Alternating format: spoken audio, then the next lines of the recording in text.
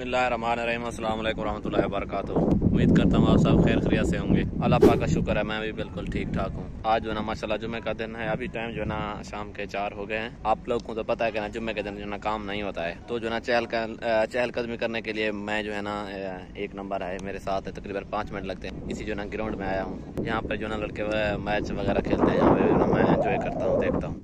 एक जो ना मेरे कैंप का लड़का है, वो कह रहा था कि आ जाओ यहाँ पे मैच खेलते हैं। मैंने सोचा फिर ठीक है, रूम में पड़े रहने से बेहतर है क्यों ना कि एंजॉय करने जाएं, मैच वगैरह देखें या मैच वगैरह खेलें। देख सकते हैं अब ये पिच है और इधर सब जो है ना उस पार या उस पार जो है ना लड़के मैच खेल रहे हैं। अभी जो हम ना हमारे 3 लड़के हुए हैं, इस तरह भी मैच खेल रहे हैं।